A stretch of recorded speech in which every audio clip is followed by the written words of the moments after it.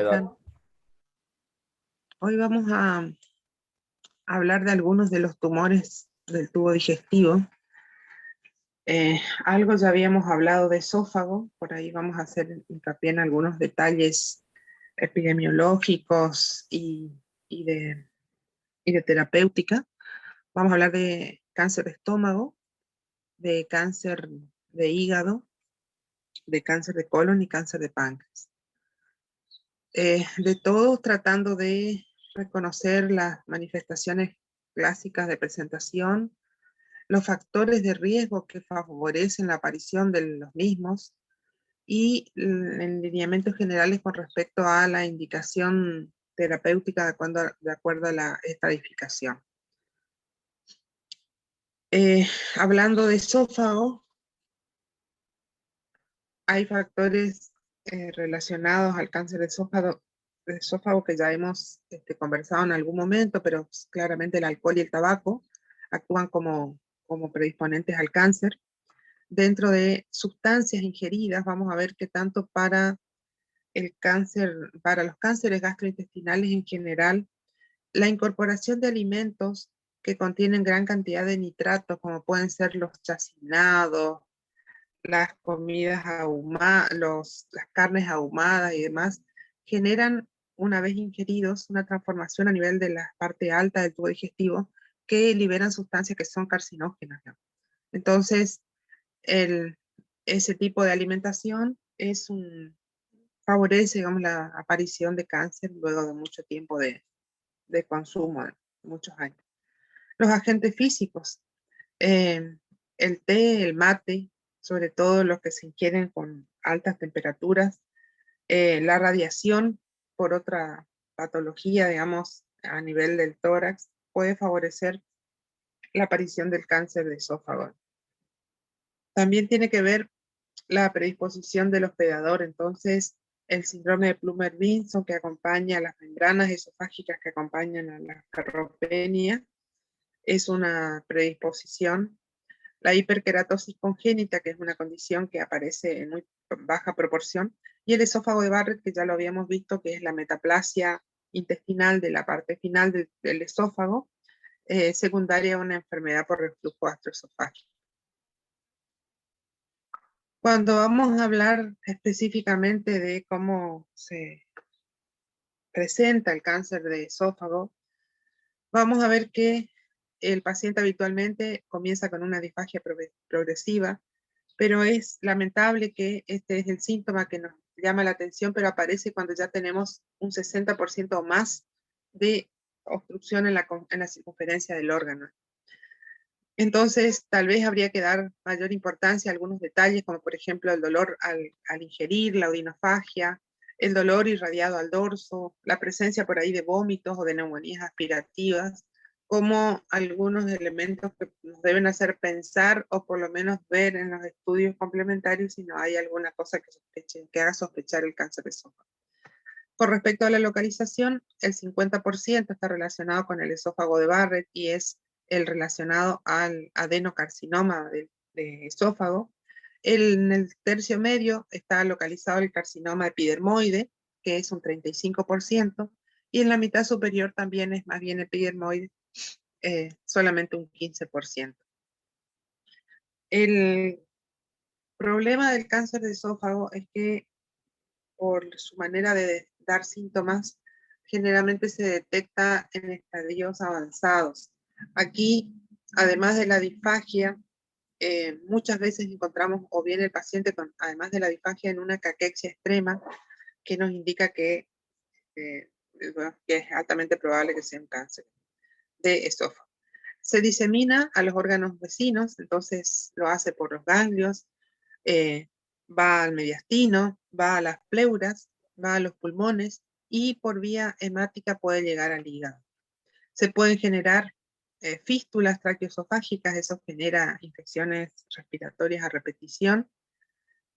Y podemos tener algunos síndromes paraneoplásicos endocrinos, como por ejemplo la secreción de péptidos paratormona, sobre todo en los cánceres epidermoides, que se manifiestan con el síntoma de hipercalcemia. La hipercalcemia en general da un cuadro de deshidratación con poliuria, con constipación, hasta incluso puede llegar a tener ilio, con alteraciones cardíacas, con arritmias, con una severa deshidratación, y bueno, que requiere, ante la sospecha, ante la presencia del mismo, descartar que no sea una manifestación paraneoplásica de algún tumor.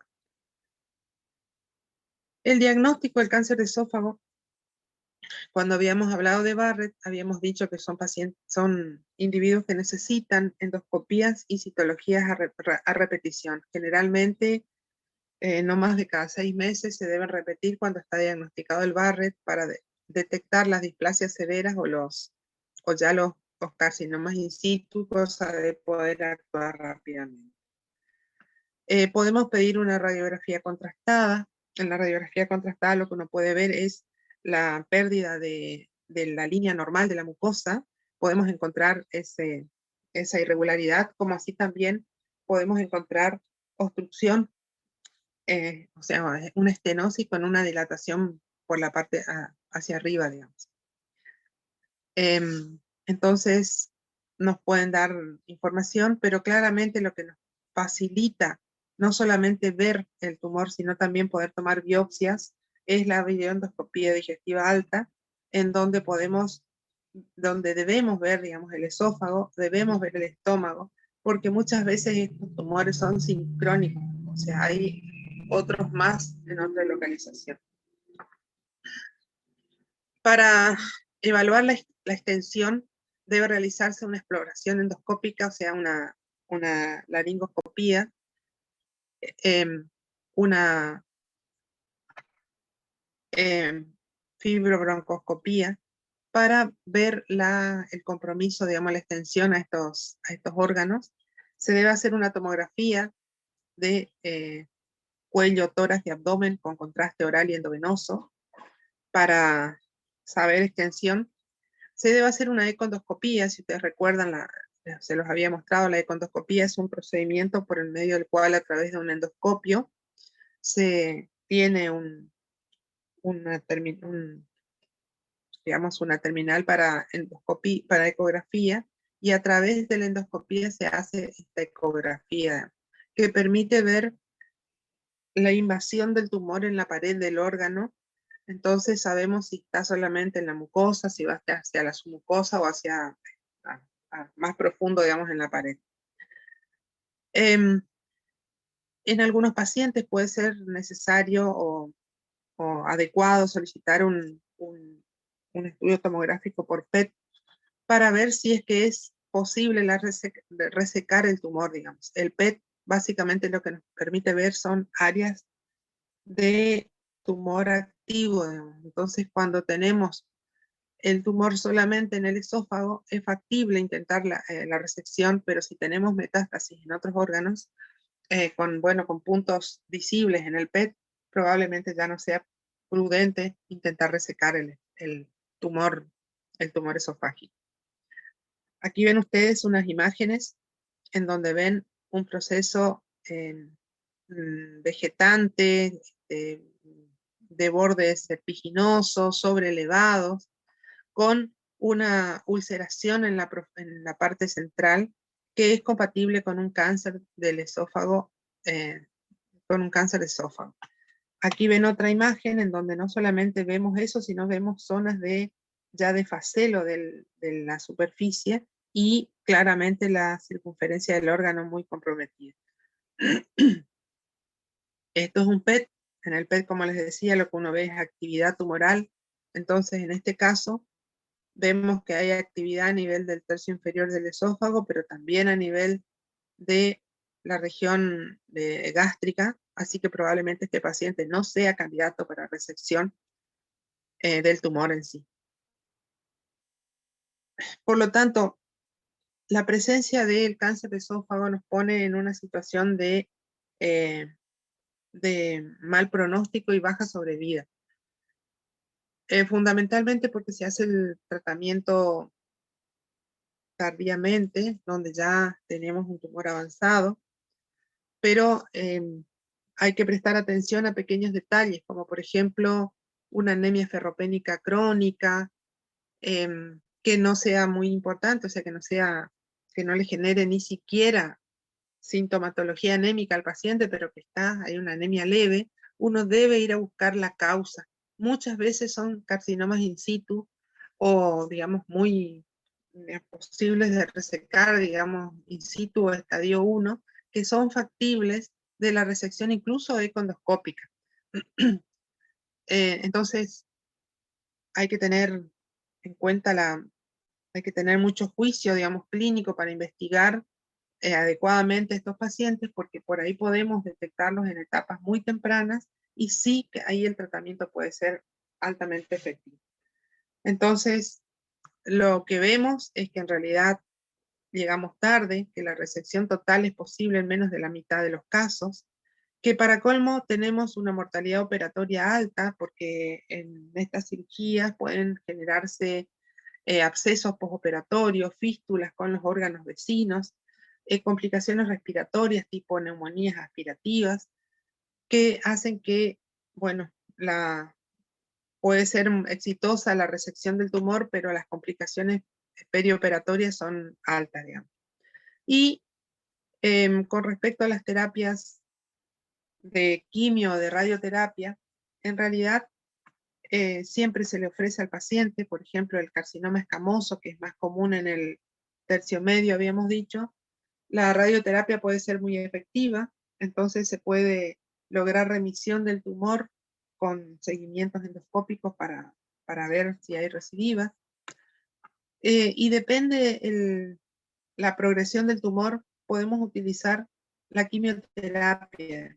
La quimioterapia la podemos usar luego de la cirugía para completar tratamiento, o podemos hacerla antes de la cirugía para tratar de disminuir el tamaño del tumor y de esa manera que sea más fácil la resección quirúrgica. Entonces, cuando hacemos tratamiento de quimioterapia neoadyuvante, es la que hacemos antes de la cirugía para tratar de reducir el tamaño tumoral.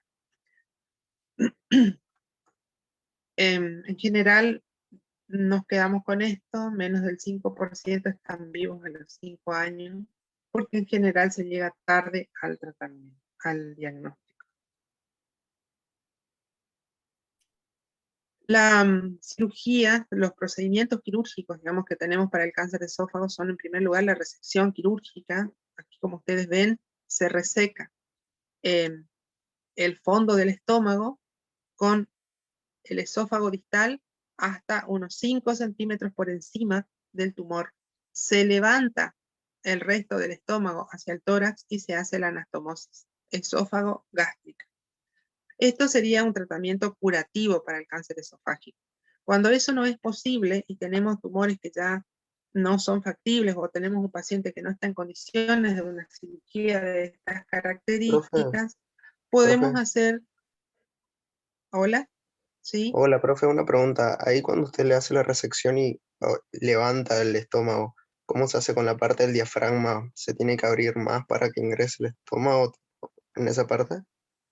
¿Para que pase, digamos? Supongo que debe haber alguna cosa, pero no creo que deba hacerse mucho. O sea, el estómago quedaría solamente el orificio relacionado al orificio cardial, digamos, que tiene tamaño suficiente como para que a ese nivel quede la región del píloro. Pero desconozco específicamente la técnica, ¿no? Esto es simplemente un gráfico, son cirugías que requieren equipo multidisciplinario y cirujanos de tórax y de abdomen en la misma, digamos. Desconozco precisamente la técnica.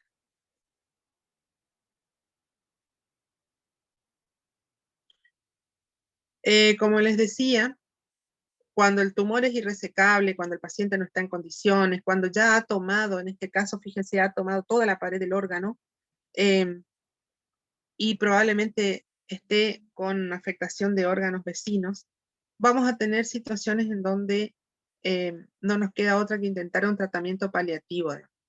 Esto es la colocación de una especie de stent a nivel del esófago que permite, eh, digamos, dilatar la zona estenosada y de esta manera permitir que el paciente coma, que es el principal problema de estos pacientes en donde ellos no pueden comer por la estenosis esofágica.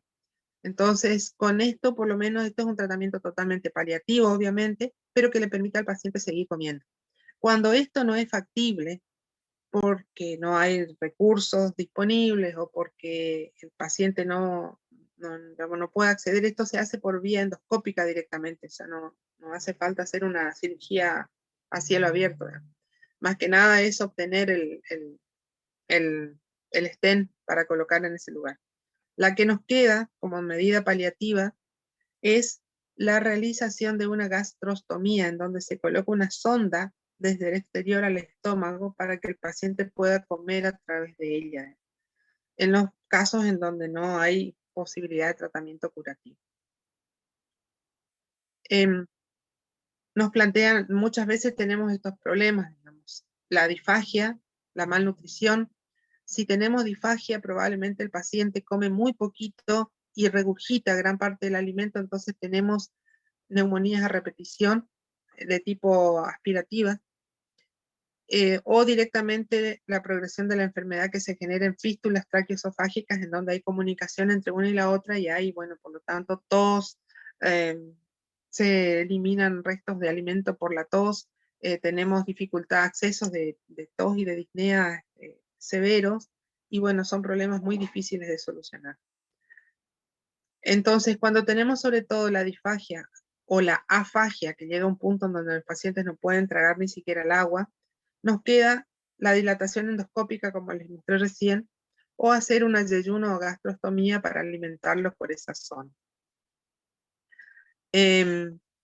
Hay otras técnicas, como por ejemplo la electroterapia de masas obstructivas, pero no está disponible en todos lados y tiene sus riesgos, riesgo de sangrado, riesgo de perforación.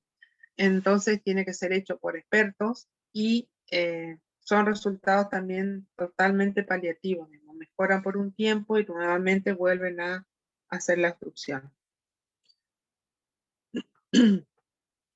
Nosotros vemos el CA de esófago es común en personas de edad avanzada, digamos, generalmente por encima de los 60 años. Es un tumor fundamentalmente de hombres, difícilmente lo veamos en mujeres.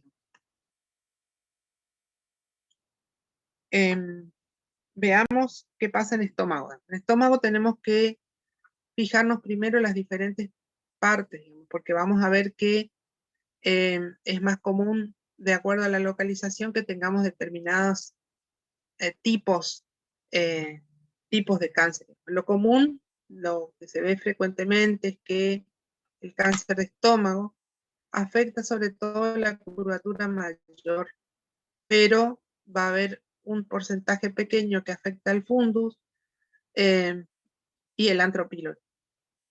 Entonces, la epidemiología tiene mucho que ver con el ambiente. Entonces, se describe, por ejemplo, el uso de las comidas con nitratos, como mencionaba recién, para el esófago. También la contaminación por bacterias de alimentos o de hongos, por lo tanto, problemas higiénicos sería más que nada. Y los ahumados, como les dije, liberan esos nitratos que forman sustancias cancerígenas después al metabolizarse en nuestro organismo. El consumo de alcohol está relacionado con el cáncer de estómago. Después tenemos la infección por el Helicobacter pylori, que es la principal responsable de los adenocarcinomas gástricos, es la responsable de los linfomas gástricos, y está presente en más del 80% de los casos de cáncer de estómago. Dentro de los factores genéticos y familiares, se describen algunas enfermedades hereditarias, como en donde hay básicamente expresión de protooncogenes y inhibición de la expresión de genes que son protectores digamos, que están involucrados en el control de células tumorales. Entonces se describen algunos factores genéticos también bien estudiados, hay algunas mutaciones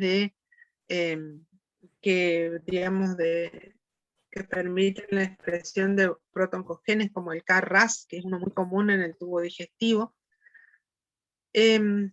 Otras alteraciones cromosómicas que hacen que aparezcan enfermedades, Sí, por ejemplo, poliposis sí, no. intestinales, que aparezcan cierta predisposición a que tengamos una transformación maligna.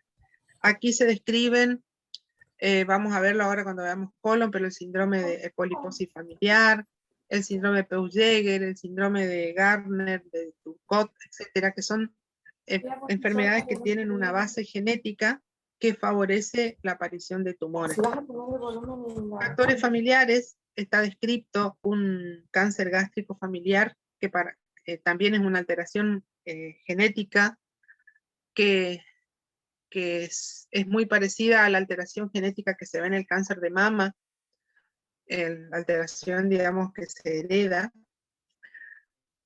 Y bueno, eso permite ver cánceres en personas jóvenes, generalmente alrededor de 20, 30 años ya se manifiestan los tumores, o sea, 20 años antes que en personas que no tienen este antecedente familiar.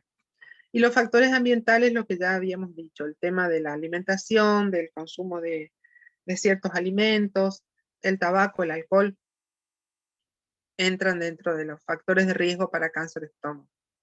Fíjense que dentro de la clasificación anatomopatológica, podemos decir que el 85% son adenocarcinomas, que la mayoría son de tipo intestinal.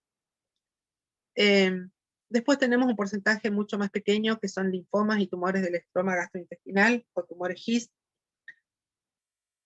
que cuando vamos a ver la localización, el 30% se localiza en el antro, el 20% en la zona media, el 37% en la zona proximal, sería allá en la zona del fondo gástrico, y el 13% en todo el órgano, lo que constituye una forma muy característica que se llama linitis plástica, que es una ocupación de toda la mucosa intestinal, bueno, de toda la mucosa gástrica, digamos, está proliferativa, vegetante por el tumor, pero que genera una esclerosis, una estenosis de todo el estómago que queda convertido como en un tubo rígido. Estos pacientes tienen una severa, digamos, son tumores que no permiten la llegada de alimentos al estómago, o sea, tienen vómitos profusos y tienen una muy mala evolución en general.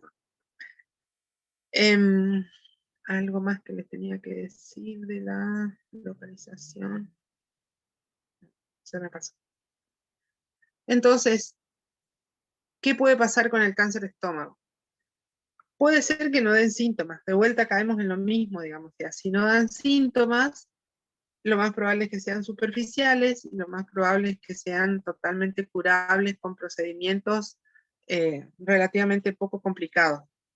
Cuando dan síntomas, los síntomas que vamos a ver va a ser la sensación de plenitud postprandial, la presencia de vómitos o náuseas sin una causa clara, la sensación de pesadez o de plenitud postprandial, el trastorno digamos, de la molestia postprandial permanente, digamos, con mala digestión, cambios por ahí, incluso hasta con episodios de constipación, digamos. Y es bastante notorio la pérdida de peso, lo que ya nos indica que estamos ante una situación bastante más avanzada. Cuando vemos cómo se disemina un cáncer de estómago, vamos a ver que lo puede hacer desde la pared abdominal, desde su pared, perdón, la pared del órgano, directamente progresando a través de la pared, avanzando hacia los órganos vecinos. Puede incluso, de hecho, ir adhiriéndose a los órganos vecinos. Puede ir invadiendo linfáticos, puede ir invadiendo vasos, y pueden llegar a aparecerse, por ejemplo, alteraciones como las metástasis intraabdominales con localización en el ovario, que dan un ovario gigante, digamos, o tumor de Krukenberg relacionado con un cáncer gástrico. Podemos encontrar una siembra peritoneal, por lo tanto podemos tener ascitis, distensión abdominal y una ascitis claramente, digamos, rojiza, hemática. donde podemos encontrar células malignas. Podemos encontrar los ganglios, y se describe, por ejemplo, el nódulo de la hermana Marie-Joseph, que es un ganglio periumbilical. Podemos encontrar en el estómago, en cáncer de estómago, por la distribución, por el drenaje linfático que va que va por el retroperitoneo hacia el tórax, con el conducto torácico, y desemboca en, en, la, en las venas del cuello. Vamos a tener, por ejemplo, el ganglio centinela localizado en el hueco supraclavicular izquierdo. Y la otra cosa a tener en cuenta es que la diseminación hematógena se hace a través de la vena porta, y podemos tener entonces diseminación al hígado, que es el lugar predilecto para que haga metástasis inicialmente. Entonces, si tenemos una anemia ferropénica en hombres y o sangre oculta en materia fecal, ya sea en hombres o en mujeres, debemos buscar siempre una neoplasia del tubo digestivo, ¿no? No digo que sea estómago, hay que buscar el tubo digestivo, o sea, hay que buscar colon, hay que buscar estómago, hay que buscar esófago. Hay que tener en cuenta, que eso me olvidé de mencionarles hoy, que tenemos relacionado con la infección por el Helicobacter pylori, la gastritis crónica por el Helicobacter pylori, en donde asientan con mayor frecuencia los adenocarcinomas gástricos, pero también tenemos la anemia perniciosa, digamos, en donde tenemos una enfermedad autoinmune que está dirigida contra las células parietales del estómago, que va generando una gastritis atrófica que se localiza sobre todo en las partes altas del estómago y que pueden potencialmente transformarse a malignos, por lo cual es otra situación en donde uno debe realizar el seguimiento endoscópico de estos pacientes. Podemos encontrar con poca frecuencia síndromes paraneoplásicos, la tromboflebitis migratis, que también la vamos a ver en otros tumores, acá en el tubo digestivo, sobre todo en el páncreas, la anemia hemolítica microangiopática, la acantosis nírica, son algunos de los paraneoplásicos que podemos encontrar relacionados con el estómago. Para el diagnóstico, tenemos ya entonces un cuadro clínico, tenemos que pedir una radiografía contrastada con doble contraste, o sea, de esófago gastroduodenal, para ver lesiones, que puede detectar pérdidas de la solución de la mucosa pequeñas, pero es de mucha más utilidad una endoscopía digestiva, en donde ya se puede tomar una biopsia, donde se puede hacer un cepillado de la lesión, se pueden tomar biopsias en diferentes niveles, y de esta manera tener el diagnóstico anatomopatológico.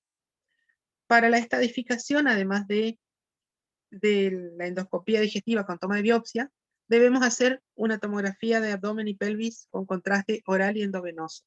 Siempre se le debe pedir una ecografía abdominal, porque es muy sensible para detectar metástasis en hígado, y un laboratorio en donde le vamos a pedir el hemograma, el hepatograma, los hemograma, hepatograma.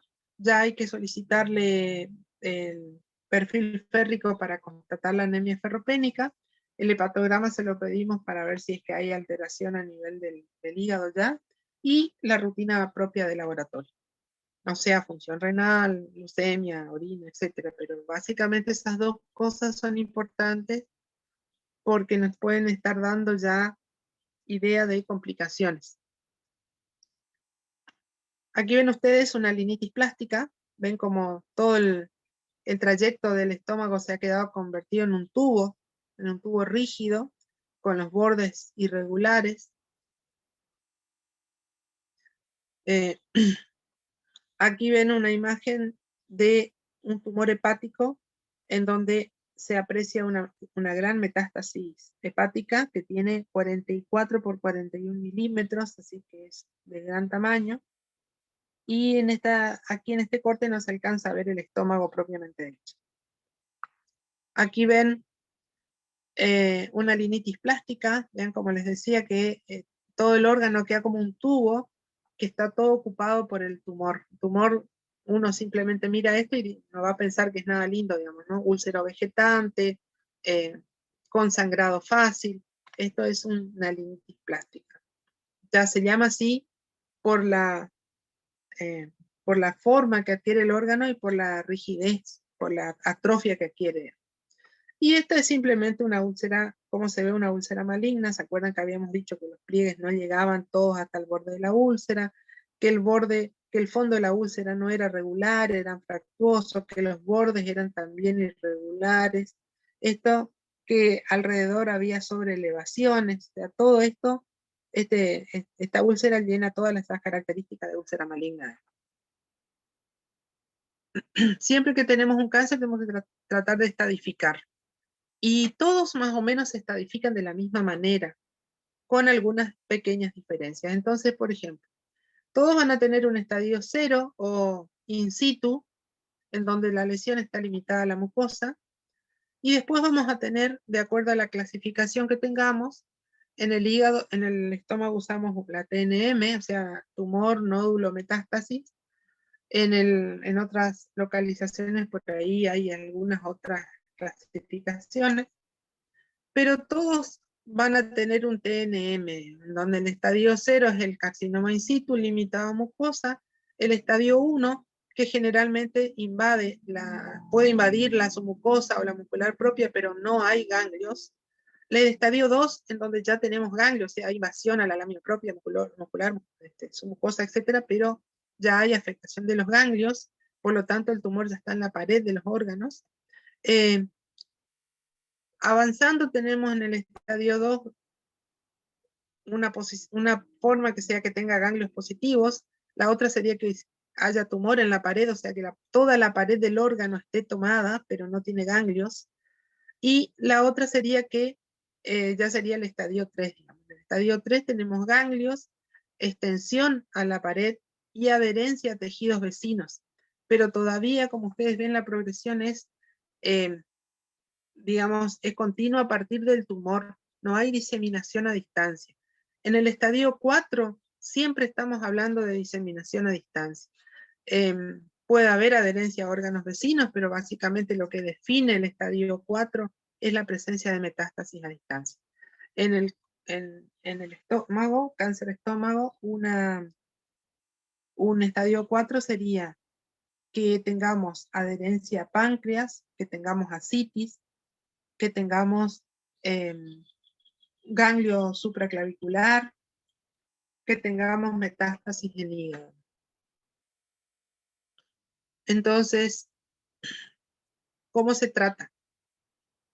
Lo ideal sería la extirpación del tumor, ¿no? La extirpación del tumor debe ir con la extirpación de los linfáticos, y fíjense que la curación es posible en menos del 30% de los casos, y la sobrevida en general es muy pobre, el 20% de los pacientes a los 5 años. O sea que es otro tumor en el cual se suele llegar a veces tarde, sobre todo en el adenocarcinoma gástrico. La extirpación completa implica la extirpación del estómago con anastomosis tanto al esófago como al resto del intestino. Esas cirugías se llaman cirugías Billroth, la Billroth 1, la Billroth 2, que son con las que se intenta hacer la resección completa del tumor. Estamos hablando de adenocarcinoma gástrico. No es lo mismo los otros tumores que vamos a ver ahora. Se ha demostrado que no es útil la radioterapia y sí tenemos respuestas que son parciales con el tratamiento quimioterápico. En el tubo digestivo ustedes van a ver con frecuencia el uso del 5-fluoruracilo, del cisplatino, de la doxorubicina, porque son los mismos quimioterápicos por ahí que lo vamos a usar en otros tumores. Y dan respuestas parciales. O sea, siempre que tengamos que recurrir a quimio, probablemente ya el paciente no tenga cura. Entonces, podemos intentar tratamiento curativo en el estadio 0, en el estadio 1 y hasta en el estadio 2, pero ya claramente el estadio 3 y el estadio 4 son tratamientos paliativos porque no se puede hacer la resección completa del tumor. De hecho, muchas veces ni se operan estos pacientes. Se hacen tratamiento de quimioterapia.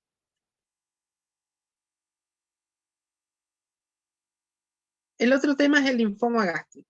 El linfoma gástrico es una progresión de la infección crónica por el Helicobacter pylori. Entonces, en un alto porcentaje de los casos que se hace diagnóstico de linfoma mal, con la erradicación del Helicobacter pylori de la mucosa gástrica se cura el linfoma.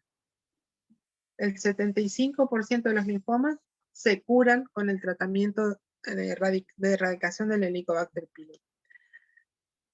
Algunos pacientes, aquí ya entramos de vuelta en anomalías cromosómicas, no responden a esta terapia. Entonces, en esto sí hay que hacer una quimioterapia combinada con resección. La cirugía es una gastrectomía subtotal asociada a quimioterapia. La quimioterapia utiliza este esquema, que es el CHOP, un esquema que se utiliza para linfomas, en donde CHOP significa ciclofosfamida,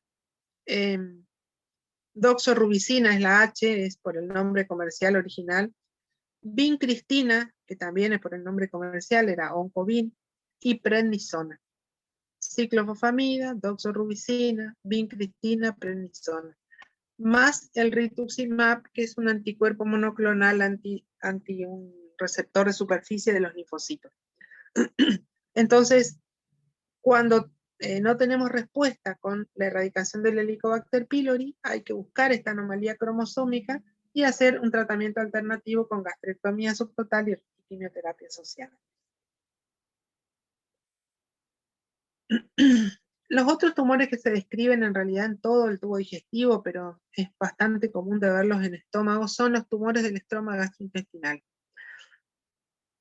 Son tumores derivados del mesénquima, son muy poco frecuentes, pero son muy llamativos, digamos. Llamativos porque pueden tener un crecimiento muy importante y comprimir estructuras sobre todo. Pero pueden localizarse en el estómago, en el intestino, en el apéndice, en el intestino delgado, en el páncreas. Lo característico de estos tumores es que expresan estos receptores que son de mucha utilidad porque son con los que después uno va a trabajar en la quimioterapia, ¿no? Expresan un factor de crecimiento derivado de esta tirosina quinasa. El tirosina quinasa son proteínas que están generalmente en el núcleo de la célula. Entonces, esta expresión nos permite diferenciar o hacer diagnóstico de los mismos y de esta manera intentar, digamos, o sea, tener el diagnóstico claro para el tratamiento. Fíjense que en realidad son sobre todo benignos, se convierten en malignos cuando el crecimiento es tan exagerado que comienza a generar daño, ¿no? Es muy común verlo en el estómago, pero lo que uno ve sobre todo es, a ver si lo puedo mostrar acá, lo que uno ve en el estómago es esto, digamos, o sea, un gran tumor, como ven acá en la tomografía, un tumor muy grande que está por fuera de la luz. Entonces uno desde adentro lo que ve es una tumoración que se proyecta hacia el interior del órgano con áreas de intensa congestión por la gran, digamos, compresión que genera ese tumor, digamos, desde afuera hacia adentro.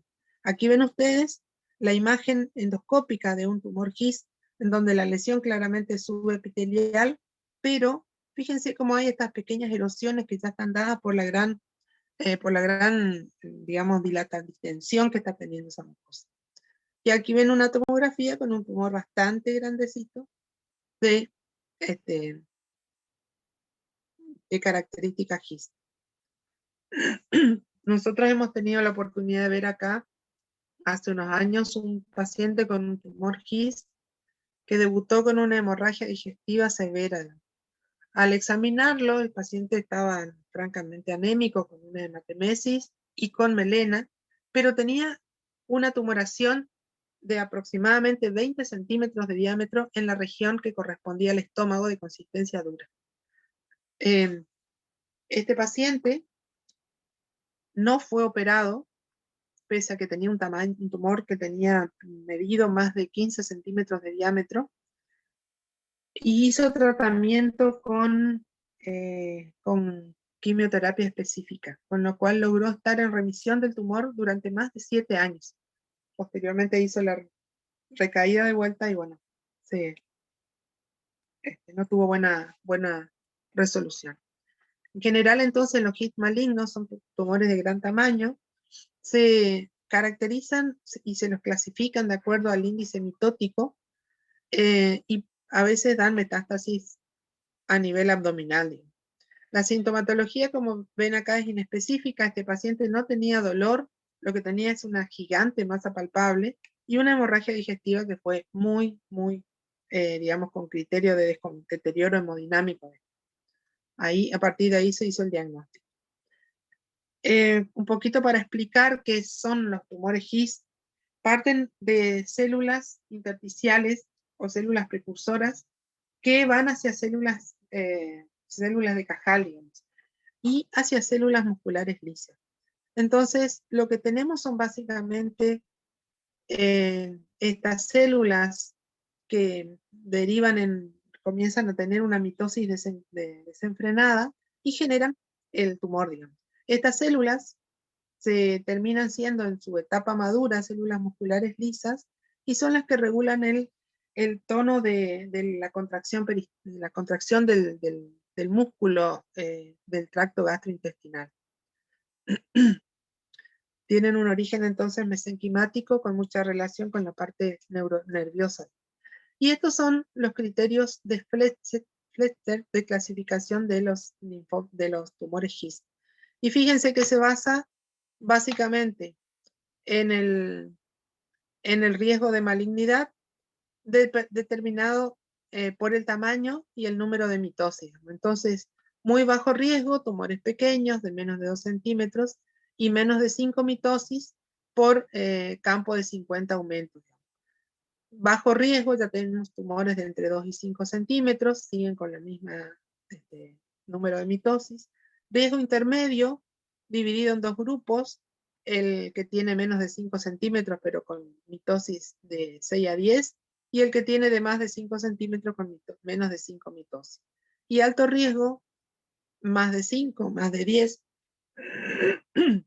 con alto índice mitótico, o cualquier tamaño con cualquier índice mitótico. Con esto uno clasifica, digamos, la probabilidad de comportamiento maligno del tumor y tiene que decidir en base a eso, bueno, llegar a un diagnóstico a la terapéutica. Entonces, el diagnóstico de estos tumores se basa en los estudios, en la serie de estudios, digamos, se tiene que hacer una ecografía. La ecografía son tumores sólidos, así que se pueden evaluar bien con la tomografía. Se puede hacer una ecoendoscopía. La ecoendoscopía permite no solamente la visualización, sino también la toma de biopsia de la lesión. Se debe hacer una tomografía axial computada del abdomen. Y con respecto al y se debe intentar hacer la inmunohistoquímica, la hematoxilina y eosina y la inmunohistoquímica para buscar los dos, digamos, los dos antígenos del sistema mayor histocompatibilidad que tienen que ver con la expresión de las tirosinas quinasa, el CD117 y el CD34. El CD34 dijimos que era de tumores benignos, digamos. El CD117 es más de los GIS agresivos. Y como expresan este marcador que forma o que expresa estas proteínas tirosina quinasa, se trata con inhibidores de las tirosinas quinasas. El imatinib, por ejemplo, es un fármaco que se utiliza en el tratamiento de la leucemia mieloide crónica y que tiene su uso en estos tumores con muy buena respuesta. El paciente que yo les comenté recibió tratamiento con imatinib 800 miligramos, esto es en comprimido por día, y con eso logró remisión durante un buen tiempo de su enfermedad. No son tumores frecuentes, de hecho son bien raros de ver.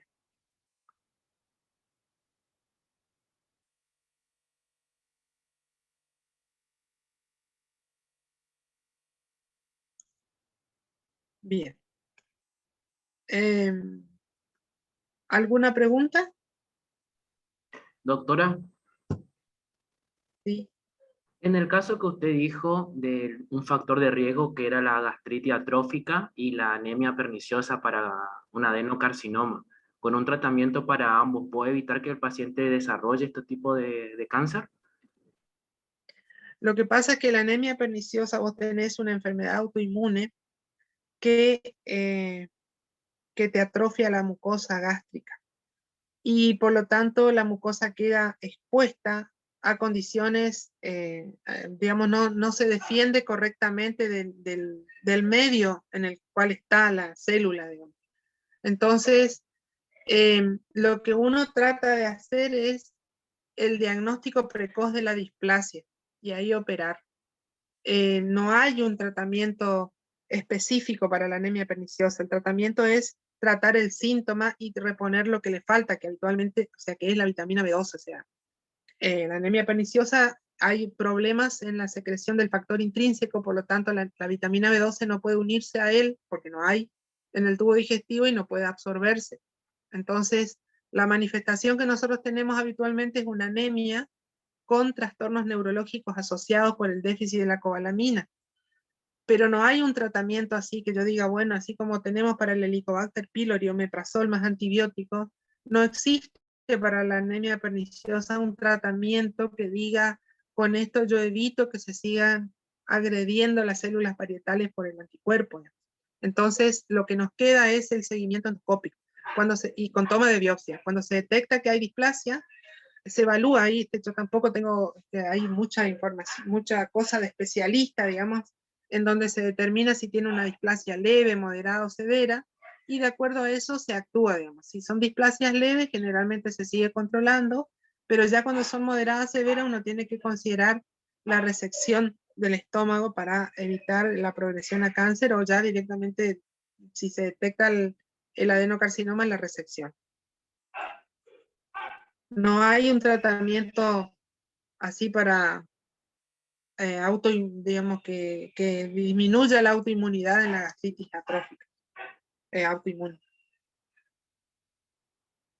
Gracias, doctora.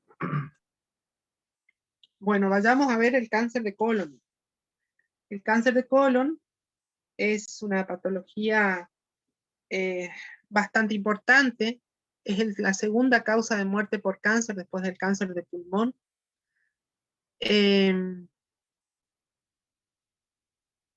Así que bueno, es sí ya mucho más frecuente de ver. Vamos a ver que tenemos bastante claro los factores de riesgo.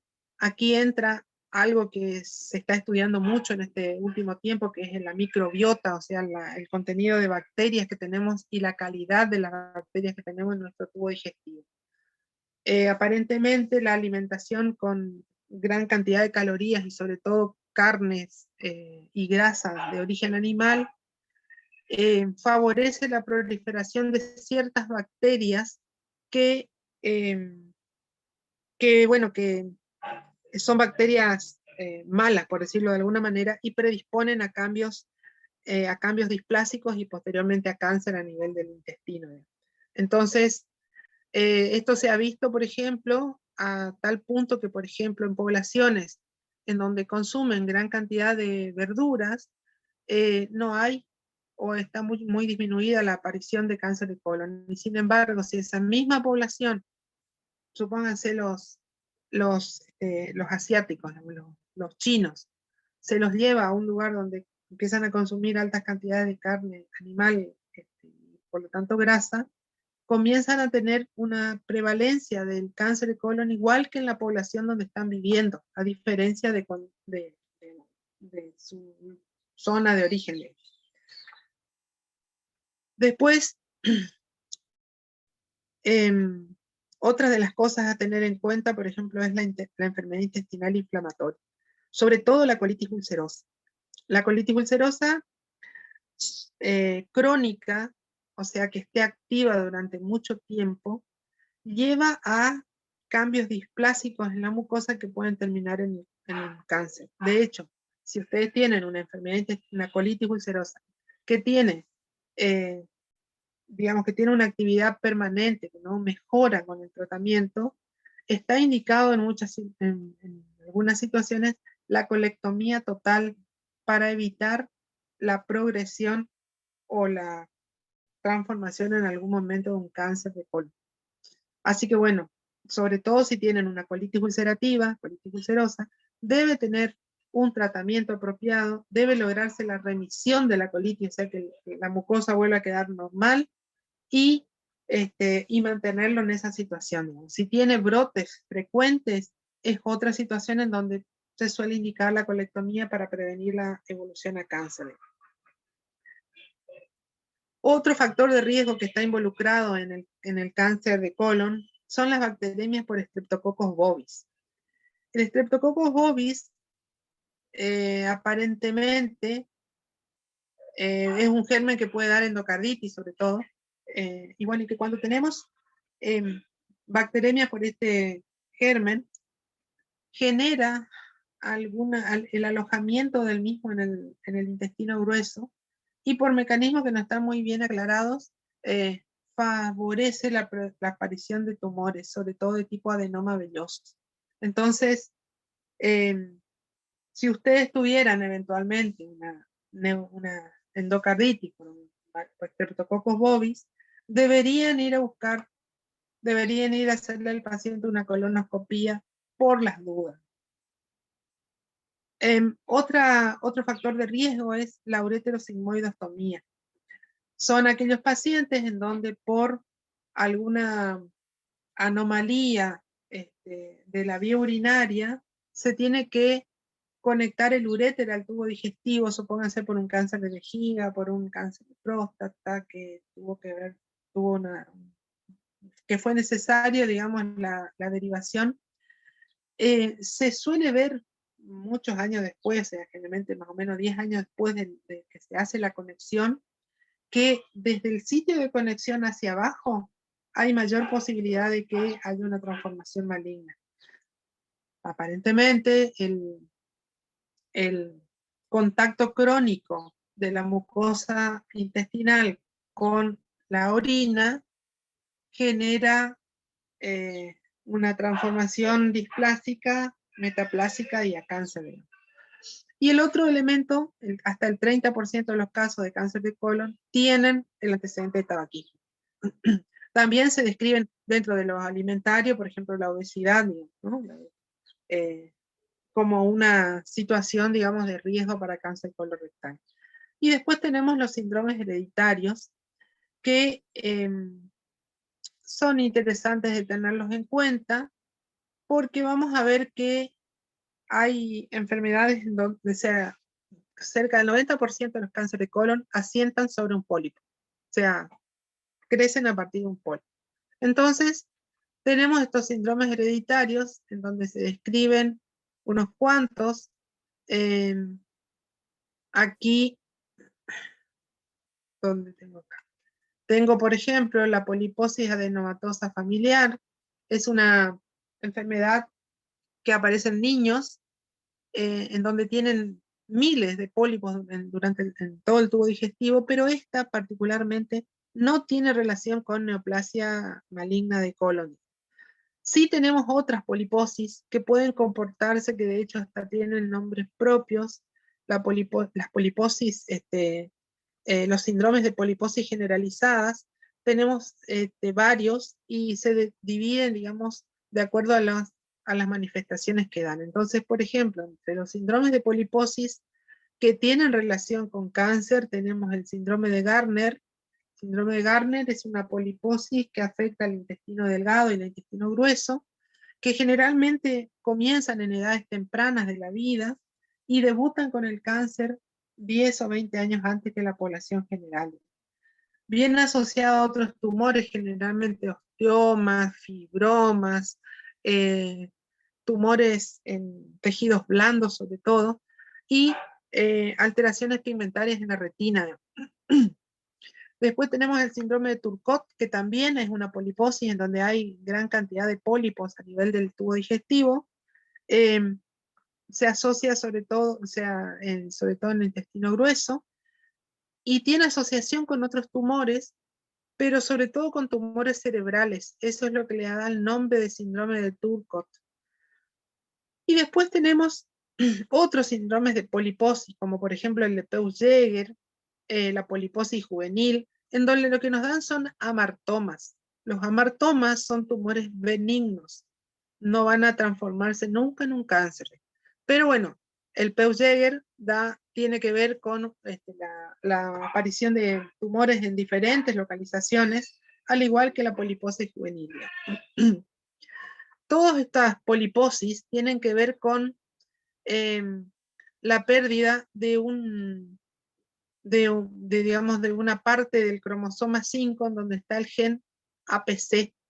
Este gen, o sea, está faltando este gen, básicamente. Este gen APC lo que hace es expresar las proteínas supresoras de tumores. Por lo tanto, estos pacientes no tienen expresadas esas proteínas supresoras de tumores y tenemos estos crecimientos exagerados de pólipos que con el tiempo pueden terminar en una transformación maligna.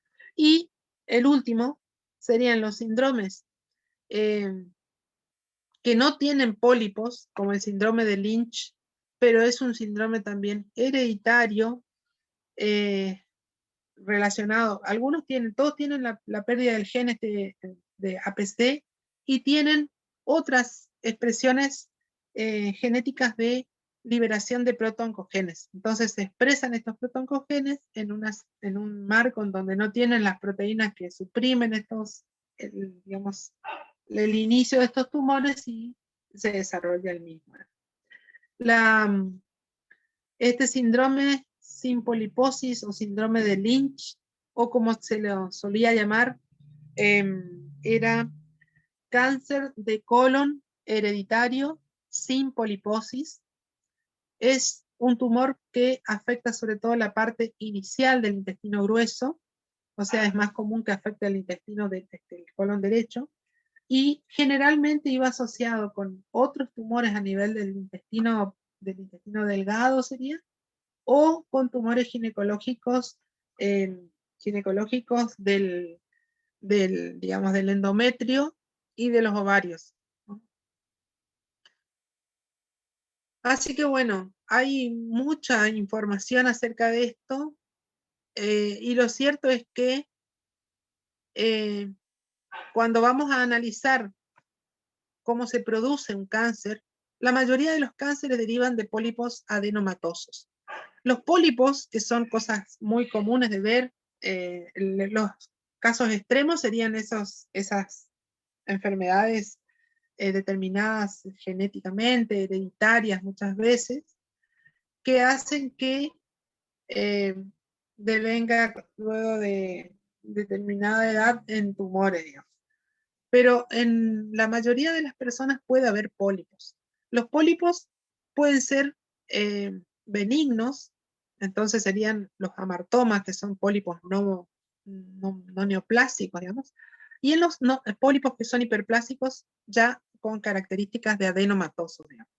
Lo que nosotros podemos ver en estas lesiones que aparecen en el tubo digestivo es que se pueden presentar de dos maneras. Se pueden presentar como pólipos sésiles o pólipos pediculados.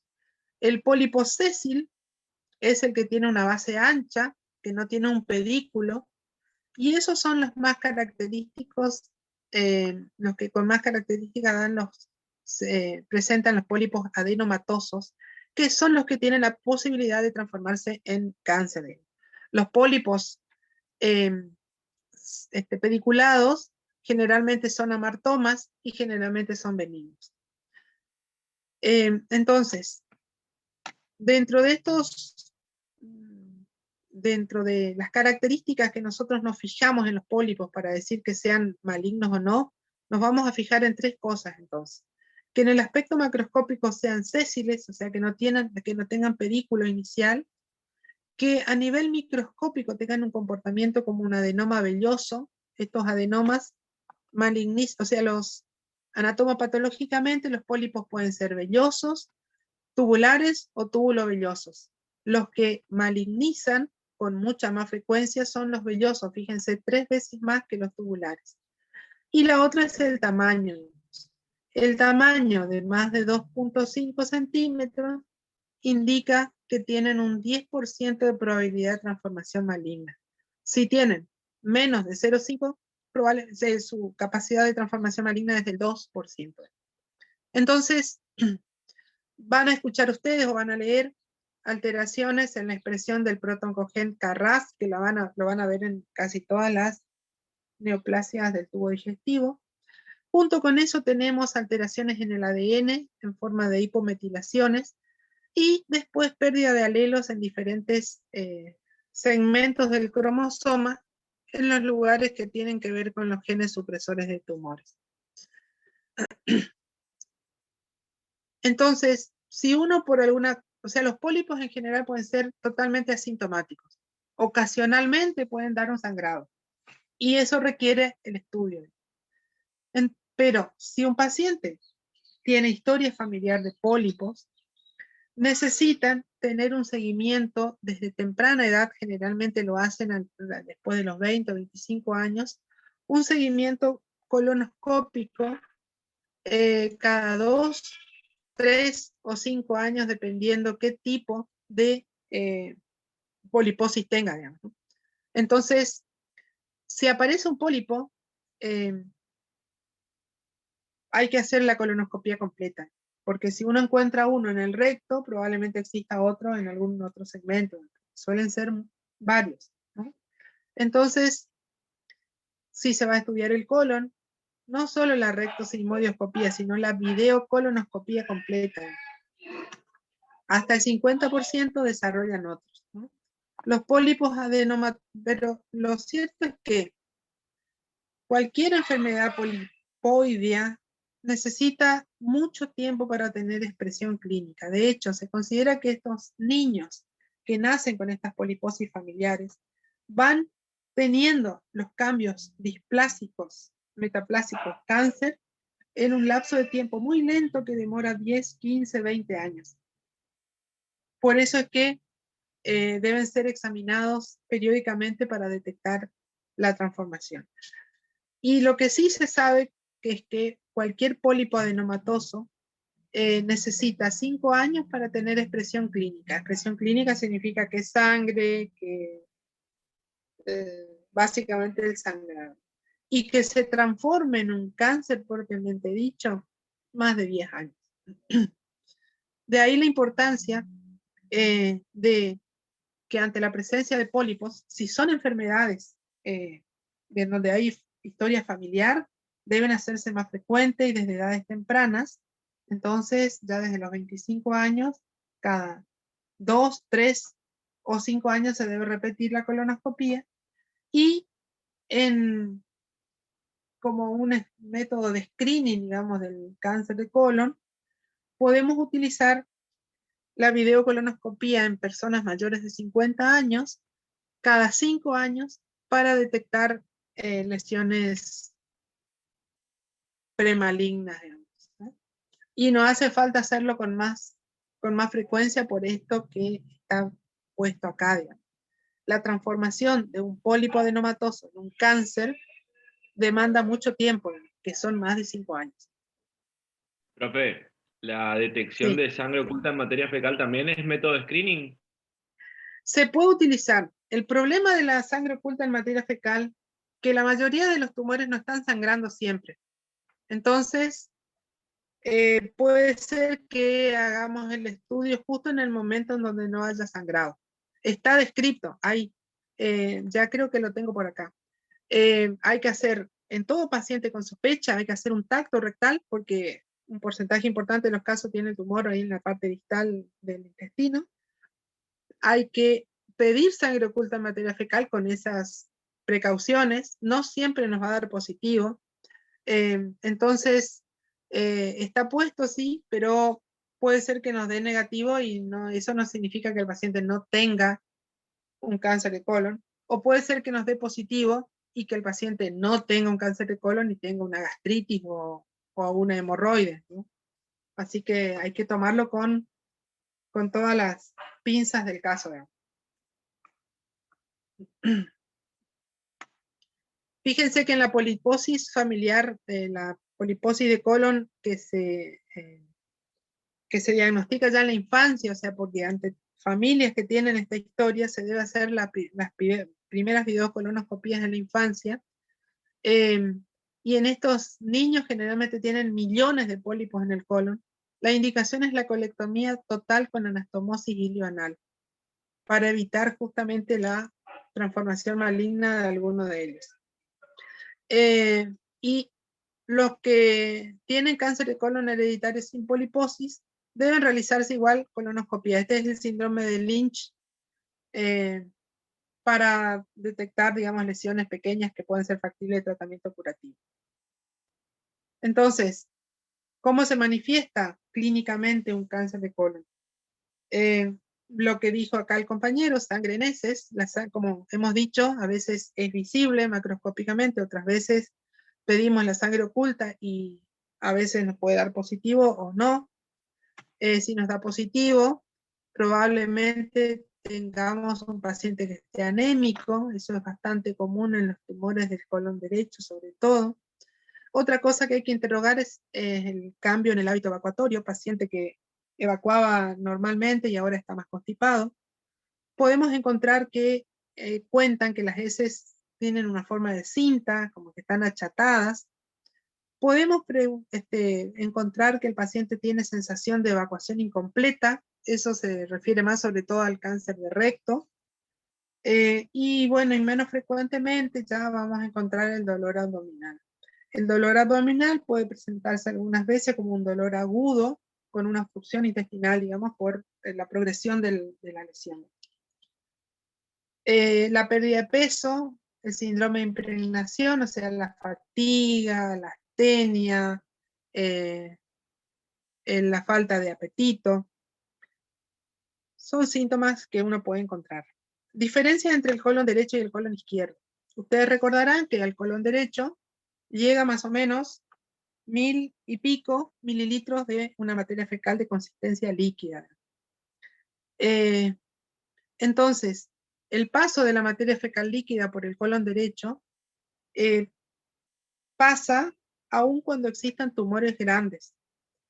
Entonces, es bastante común que los tumores de colon derecho se detecten por anemia ferropénica, digamos, anemia ferropénica, porque son tumores que crecen mucho, que no dan obstrucción porque por ahí la materia fecal que pasa es líquida, y eso permite un crecimiento importante.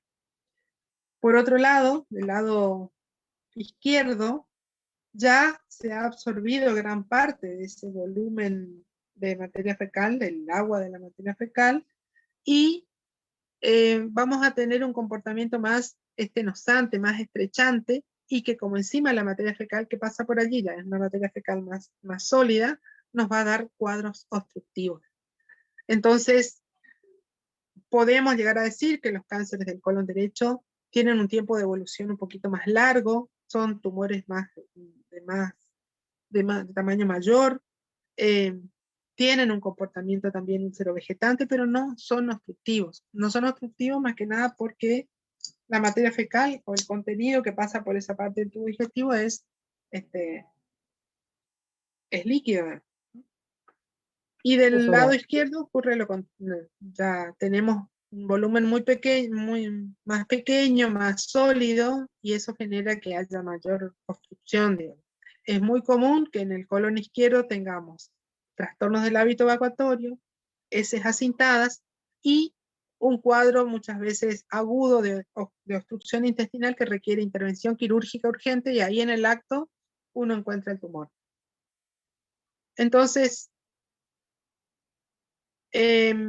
¿cómo estudiamos un paciente con sospecha de cáncer de colon? Historia clínica detallada, preguntando estas cosas que dijimos, si bajó de peso, si cambiaron las heces, si tiene síndrome de impregnación, si ha visto sangre en la materia fecal. Vamos a hacer el tacto rectal. Como les dije, el tacto rectal nos permite ver si fuera un tumor de recto, ya lo vamos a tocar, vamos a ver las características. Vamos a ver si está obstruyendo o no, y vamos a saber si el dedo nos sale manchado en sangre, si tenemos, digamos, efacelo del tumor, digamos, si tenemos sangrado.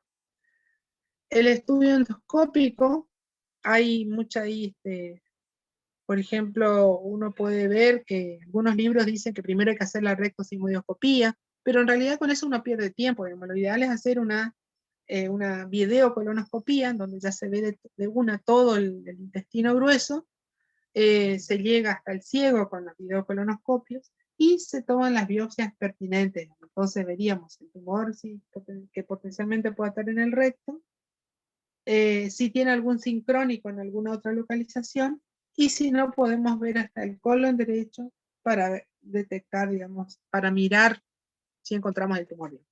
El estudio endoscópico es fundamental con toma de biopsia.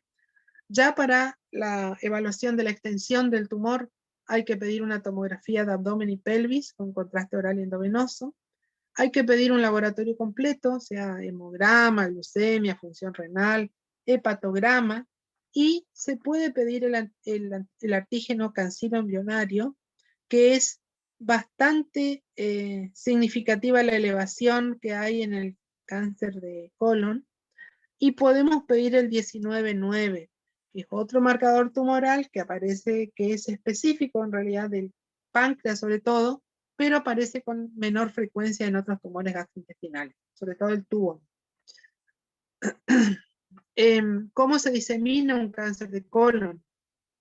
Por crecimiento local, o sea, va avanzando a través de la pared del órgano, por diseminación ganglionar, entonces va hacia las cadenas linfáticas que drenan en la zona, y por último por diseminación hematógena a través del sistema venoso porta, salvo los tumores del recto, que por ahí tienen conexión con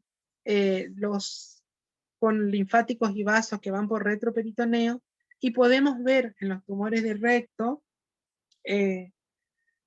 por ejemplo, los ganglios del hueco supraclavicular izquierdo, pero los de colon derecho, colon izquierdo, no nos van a dar diseminación por la vía retroperitoneal. Y para el cáncer de colon se utiliza también la clasificación TNM, pero una clasificación bastante práctica es la de Dukes, y los españoles tienen otro nombre, que es la de Astler y Kohler, que es básicamente muy parecida. Pero bueno, nos quedamos con la relación entre la clasificación TNM y la clasificación EDU. Como ven, el estadio 0 siempre es el carcinoma in situ. El estadio 1 significa tumores de diferente tamaño, pero no pasan la muscular de la mucosa, que están limitadas a la pared colónica, que sería el estadio A de Dukes. El estadio 2 sería el tumor de tamaño 3 o el tumor de tamaño 4, que ya han avanzado sobre toda la pared torácica del órgano y avanzan hacia la serosa o a la grasa, estadio B de Dukes. En el estadio 3 ya tenemos ganglios, entonces tenemos cualquier grado de tumor con nódulos linfáticos locales o ya regionales. Entonces tenemos el estadio C de Dukes con compromiso de ganglios linfáticos, y el estadio 4 es cualquier tamaño de tumor, cualquier tamaño de nódulo con presencia de metástasis a distancia, que sería el estadio C de Dukes. Estas estadificaciones son importantes para determinar qué tratamiento le vamos a dar, porque vamos a ver que para algunos, estadio 0, estadio 1 y eventualmente estadio 2, podemos tener tratamientos curativos, y generalmente el estadio 3 y el estadio 4 se hace el intento, pero son tratamientos que sabemos que tienen una mala respuesta, entonces los consideramos paliativos. Entonces, vamos a dividir el tratamiento del cáncer de colon en un tratamiento locorregional y en un tratamiento sistémico. Siempre se trata de extirpar el tumor, porque el tumor, librado a su evolución, va a ocluir, va a dar anemia, va a dar demasiados síntomas. Siempre, en la medida de lo posible, extirpar el tumor. La extirpación del tumor, de hecho, puede ser el único tratamiento, ¿no?, en los estadios iniciales de la enfermedad. La radioterapia también es un tratamiento locorregional, porque tiene una aplicación sobre todo en los tumores de recto. no se utiliza para las otras localizaciones. Y después tenemos el tratamiento sistémico. El tratamiento sistémico es quimioterapia. La quimioterapia de vuelta puede ser, dependiendo los diferentes, es ahí todos los oncólogos tienen, digamos, protocolos de quimioterapia diferentes. Algunos pueden usar neoadyuvancia, que sería cirugía, quimioterapia antes de la cirugía, o lo más común es que hagan adyuvancia, que es lo operan y después le hacen la quimioterapia. ¿Ah? Lo que se ha demostrado y que hace muchísimo se usa es, por ejemplo, el 5-fluorouracilo, altamente eficaz, con buen índice de respuesta terapéutica. Y entonces ustedes van a ver que tenemos un esquema clásico, viejo, digamos, que tiene 5-fluorouracilo. El 5-fluorouracilo siempre se debe dar con leucovorina. La leucovorina o ácido folínico contrarresta, digamos, los efectos metabólicos que tienen, digamos, que tiene el 5-fluorouracilo sobre las células normales. Entonces siempre se da asociado. El esquema FOLFOX es 5-flu, leucovorina, oxiplatino. Y otro un poquito más nuevo es el Capeox, que tiene capecitabina y oxiplatino. Y uno diría, si hay metástasis a distancia, ya no tiene chance de curarse. En realidad, si tuviéramos, por ejemplo, una única metástasis en hígado, con un hígado que está en condiciones, se puede realizar la extirpación del tumor colónico y se puede realizar la hepatectomía parcial para extirpar la metástasis en hígado.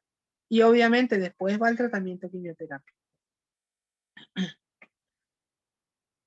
Entonces, tratamiento por etapas.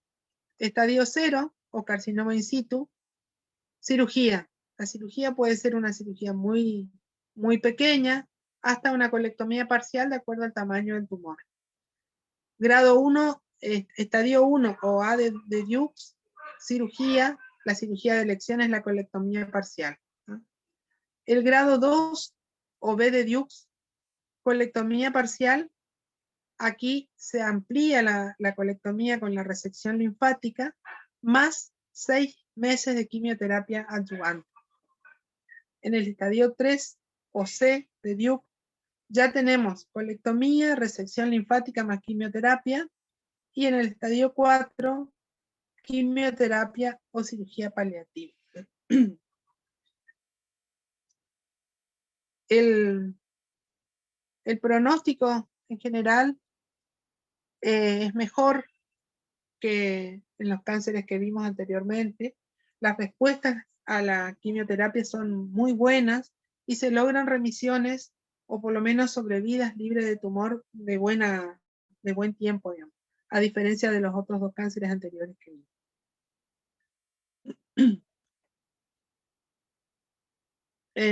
Vamos bien, porque son todos tumores uno tras otro, parece trampada de loco.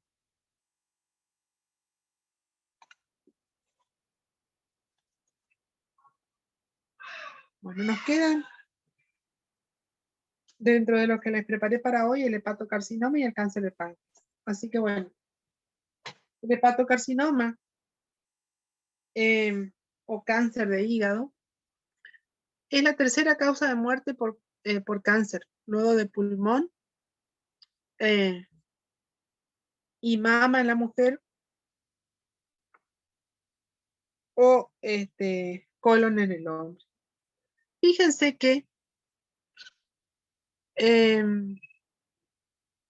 es muy importante, tercera causa, pero resulta que este tumor está muy relacionado con la presencia de la infección crónica por los virus de la hepatitis B y C. Y eso se ve muchísimo en poblaciones de Asia y de Asia, sobre todo, de África y de Asia. Entonces, cerca del 80 y pico, casi 90% de los casos de hepatocarcinoma descritos están en esas localizaciones, en esa zona geográfica, y tienen que ver con la infección crónica por hepatitis B o C. Es un tumor que aparece en pacientes que tienen cirrosis. O sea, 95% de los casos tienen cirrosis y terminan en un hepatocarcinoma. Muy pocos pacientes no están en ese estadio cirrótico cuando aparece el primer tumor. Las causas, después de las hepatitis, está el alcohol. En nuestro país, por ejemplo, se hizo hace unos años, en 2014, se hizo un relevamiento de cáncer de hígado y se hizo una guía de seguimiento y tratamiento de estos pacientes. Y ellos encontraron que el 78% de los casos se presentaban en pacientes que tenían hepatitis B o que tenían el antecedente de alcoholismo.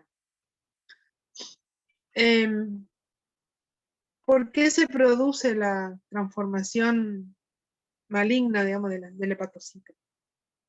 Hay mecanismos bastante bien estudiados, por ejemplo, con la hepatitis B, el virus de la hepatitis B se incorpora al genoma del hepatocito y va generando cambios que llevan a la transformación maligna de la célula con el tiempo.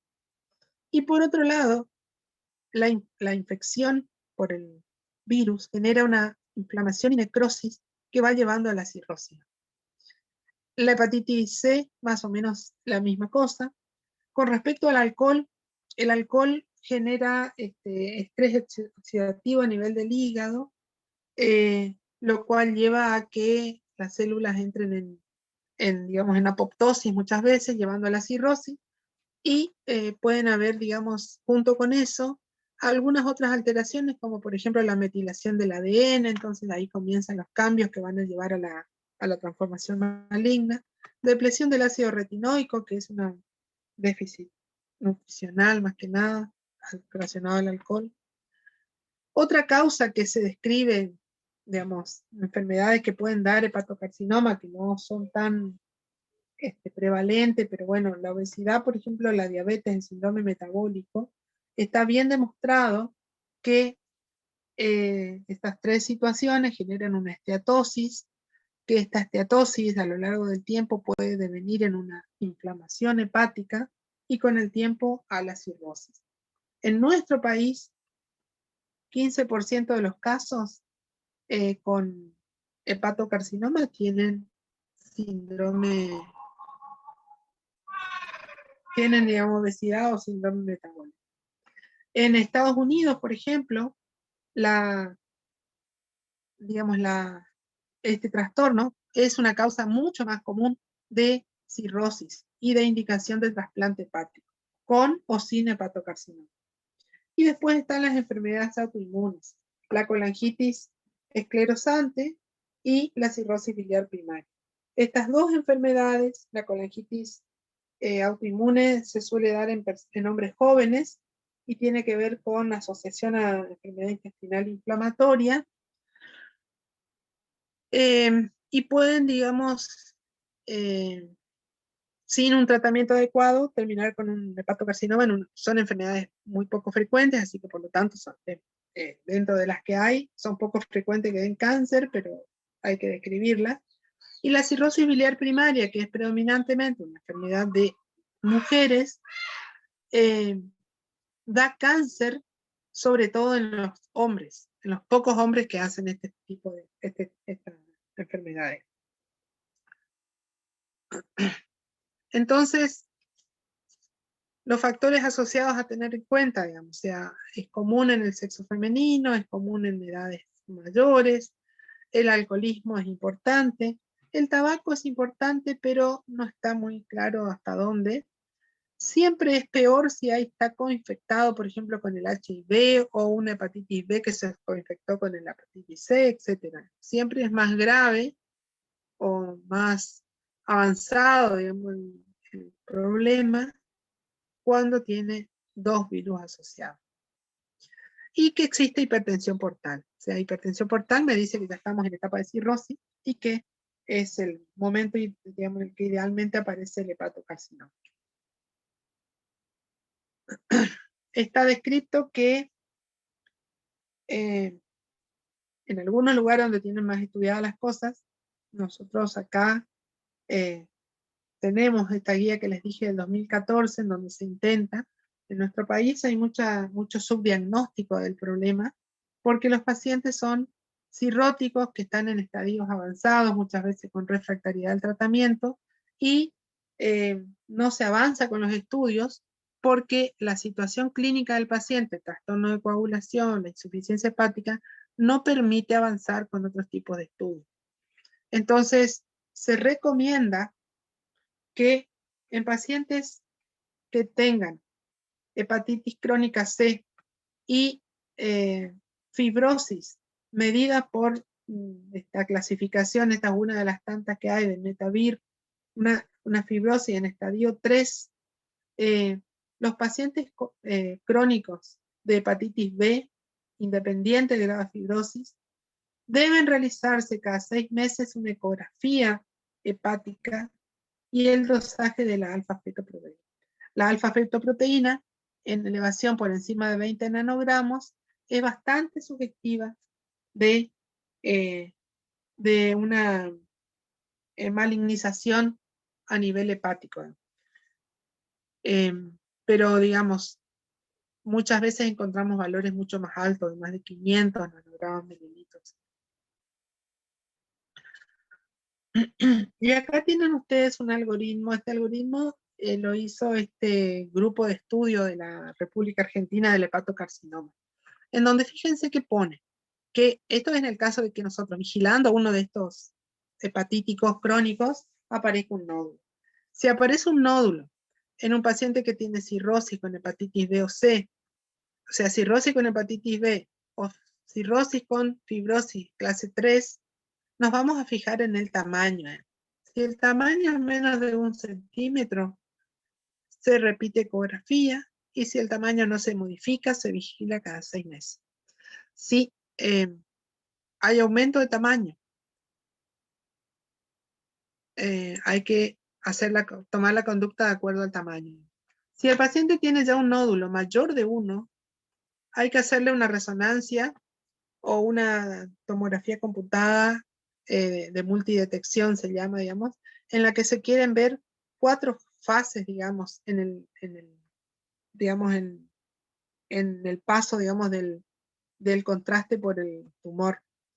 Entonces, hay un sistema, digamos, que clasifica a estos tumores en base al tamaño, al grado de crecimiento, al realce arterial, al lavado o washout, que sería el lavado del contraste desde la zona del tumor, y la presencia de una cápsula o pseudocápsula. O sea, la presencia de estos criterios me da positividad para que esto sea un hepatocarcinoma.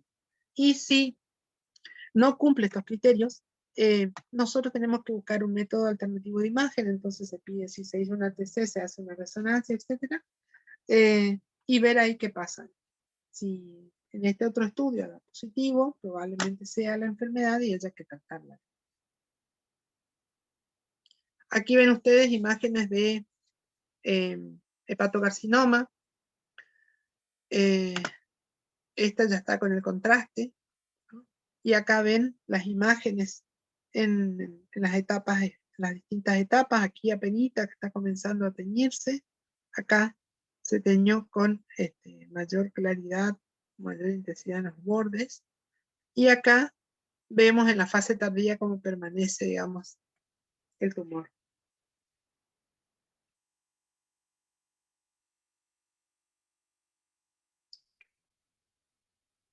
Entonces, vamos a clasificar al hepatocarcinoma por una estadificación que es la de la Barcelona Clinic Liver Cancer, ¿no? Estas son estas siglas, digamos. También hay una clasificación que usan los yanquis, que es la de OCUDA, que, digamos, con algunas pequeñas diferencias, más o menos es igual.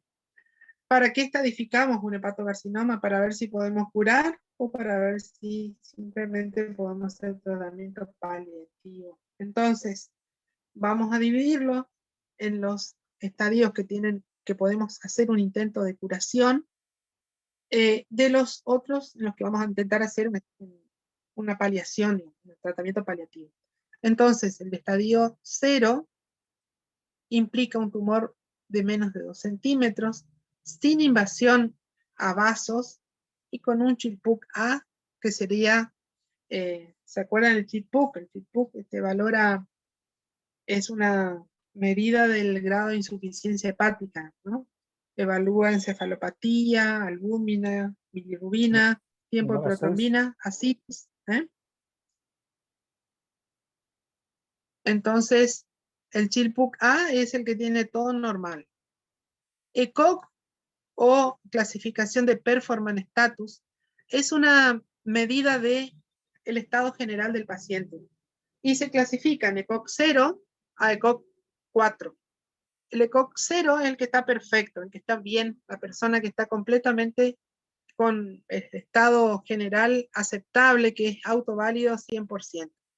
En la medida que vamos avanzando en el ECOG, el 1 ya tiene algunas limitaciones para la actividad, el 2 ya tiene el 75% de limitación, el 3 tiene 50% de limitación, o sea que pasa parte del tiempo que necesita reposo. El 2 dije 50%, el 3 tiene el 75% del tiempo que necesita de la asistencia de terceros o está acostado, y el estadio 4, el ECOG 4, es el que está en re mal estado general, que ya prácticamente está a punto de morirse por la enfermedad, digamos. Entonces, se estadifica por las características del tumor, por el grado de suficiencia hepática y por el grado de afectación del estado general. Eso, esta clasificación BCLC lo clasifica así. Entonces, el estadio 0, el tratamiento es la ablación o resección con una sobrevida alta a los 5 años. El estadio A, que es un tumor que puede ser un único tumor o hasta 3 nódulos menores a 3 centímetros, ya estamos hablando de una clasificación Chilpuc A o B, o sea, A que es normal y B que ya tiene un deterioro leve, en una puntuación de 5, el A o B tiene una puntuación de hasta 10, entonces ya tiene elevada la bilirrubina, ya tiene elevado el tiempo de protrombina, disminuida la albúmina, puede tener ascitis, puede tener encefalopatía, pero todavía está en buen estado general, es autoválido, ¿no? Este también tiene un tratamiento de intento curativo, pero fíjense que ya la sobrevida disminuyó en un 10%. Después tenemos las que aplican un tratamiento paliativo. Entonces, el estadio B, el estadio C y el estadio D.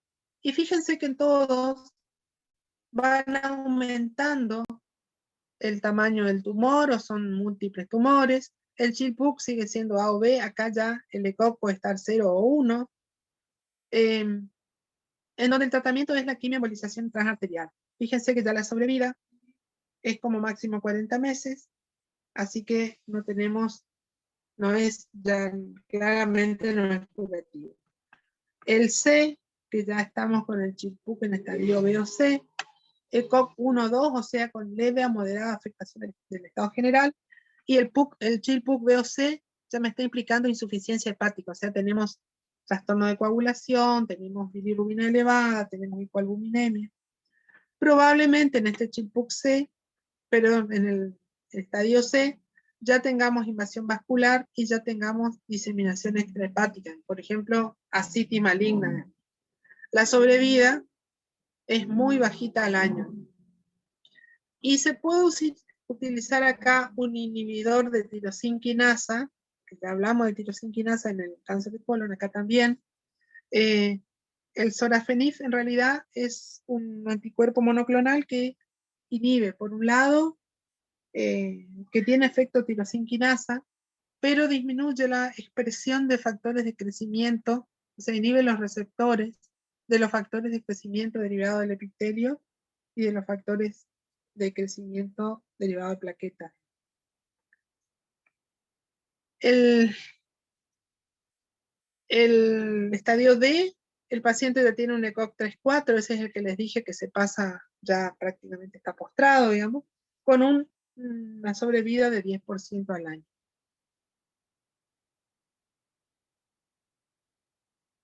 Los tratamientos curativos, dijimos, la ablación, se hace frecuentemente con radiofrecuencia, no tanto con alcohol.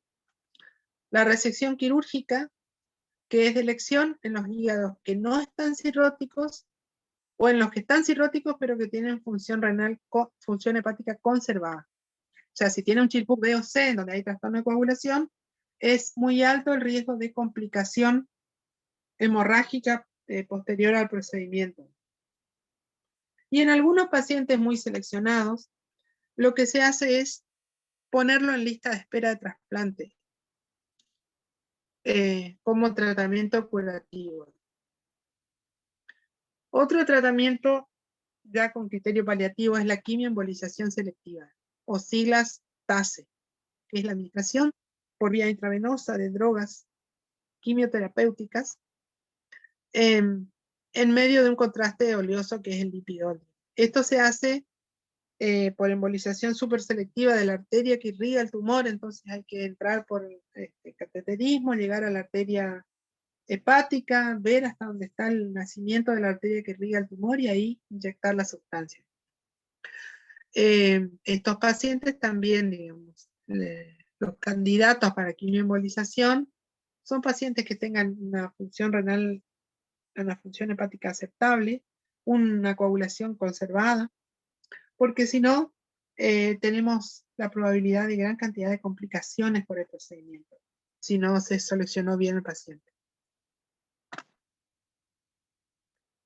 También se puede embolizar material radiactivo, entonces el litio 90 se puede utilizar para, digamos, tratamiento paliativo. Fíjense que se recomienda este tipo de tratamiento en pacientes con Chill-Pugh A, o sea, con leve insuficiencia hepática, que tengan un shun hepatopulmonar bajo también, de menos del 20%, porque si tiene más del 20%, pasa el material radiactivo al pulmón y puede dar una neumonitis química, digamos, que complica severamente la situación, digamos. Tienen el sorafenib, entonces inhibidor de la actividad de quinasas RAF, o sea, quinasas RAF son las activadoras de proliferación. Bloquea el factor de crecimiento, los receptores del factor de crecimiento derivado de endotelio y derivado de plaquetas. Lo que genera es la apoptosis de la célula enferma, la proliferación de las células tumorales, e inhibe la proliferación de los vasos sanguíneos. Se da por vía oral y se da 400 miligramos cada 12 horas.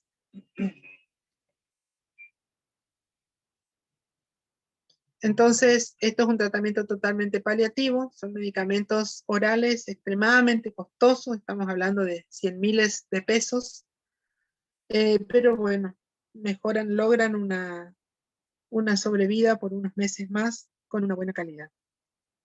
El trasplante hepático es la otra posibilidad curativa, pero ahí hay criterios muy específicos para, digamos, ingresarlo en lista de espera, como los criterios de Milán, que serían los que son candidatos a trasplante, serían los que tienen un nódulo menor a 5 centímetros o hasta 3 nódulos menores a 3 centímetros, que no hay evidencias de invasión macrovascular ni extrahepático y que no se puedan operar. Entonces, estos pacientes probablemente entran en lista de espera, probablemente queden varios meses esperando que llamen para el trasplante, y en ese lapso pueden requerir algún otro tipo de tratamiento, como por ejemplo la quimioembolización, la embolización con sustancia radiactiva, etcétera, intentando sostener su estado hasta el momento que llegue el trasplante. Profesora, le consulto. Estos nódulos, en el caso de que aumenten más de 5 centímetros, ¿quedarían fuera del trasplante? Sí. Ya no son candidatos a trasplante. Además, para trasplante hay que mirar un montón de otras cosas, ¿no? Lo mismo que para algunos de estos tratamientos. Acuérdense que son pacientes que están con una cirrosis agregada. Esto se da en pacientes cirróticos. Entonces, no es un paciente que tiene solamente un tumor en el hígado, tiene cirrosis y un tumor en el hígado. En tumores grandes ya entra dentro de lo paliativo nomás. Doctora, Sí. y en este trasplante entrarían los pacientes con Child-Pugh B y C, ¿no?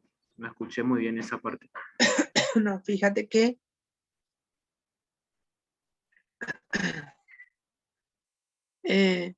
los que no sean candidatos a resección quirúrgica. Aquí hay que ver, habla simplemente de del tamaño, que no tenga invasión ni compromiso extrahepático. Estos son los candidatos, digamos, que serían los, si ustedes van a ver,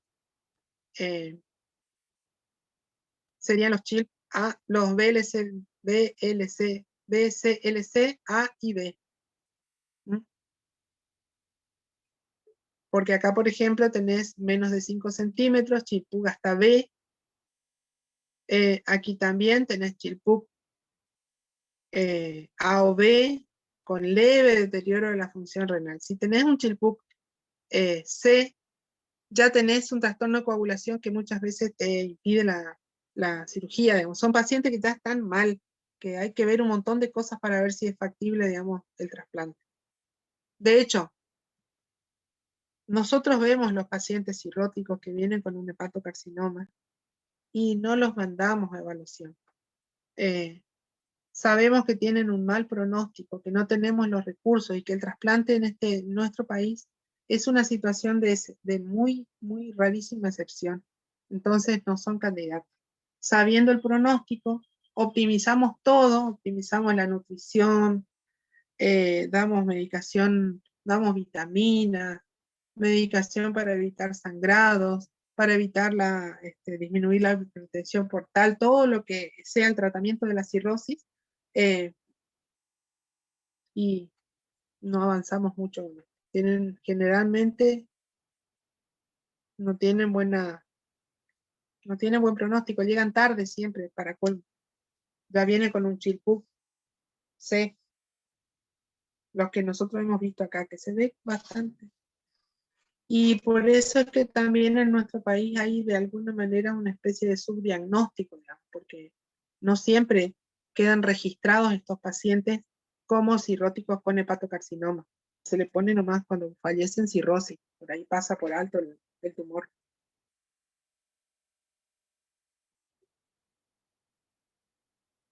Bueno, y ya terminando, llegamos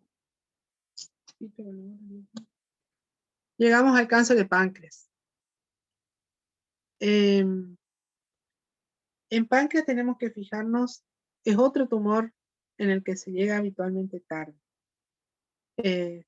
Estadios avanzados, ya con metástasis regionales o a distancia, y el lugar donde metastatiza habitualmente primero es hígado y después eventualmente ganglio pulmón.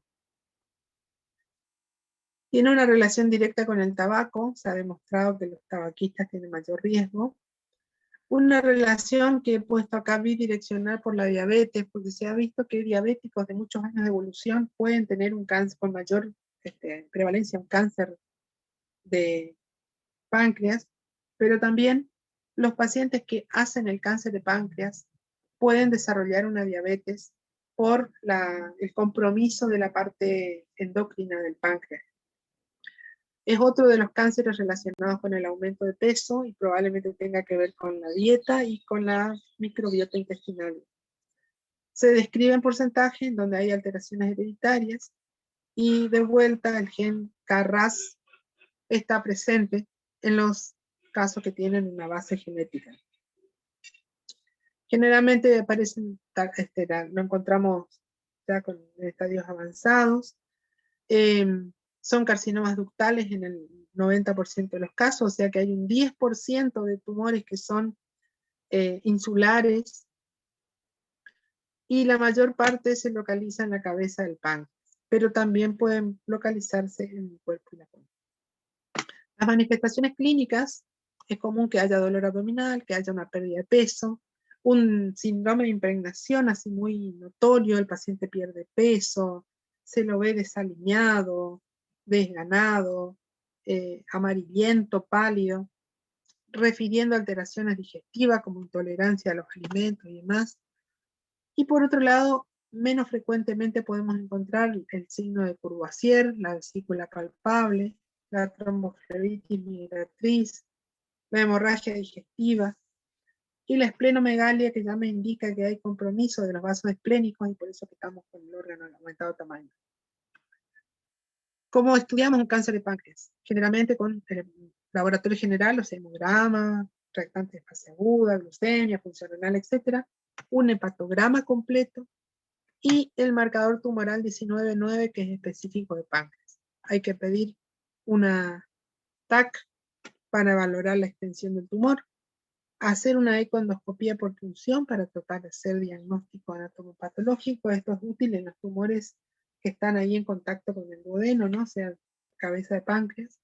Y se puede hacer las biopsias de las metástasis por punción, siempre y cuando tengamos una coagulación que nos permita hacerlo.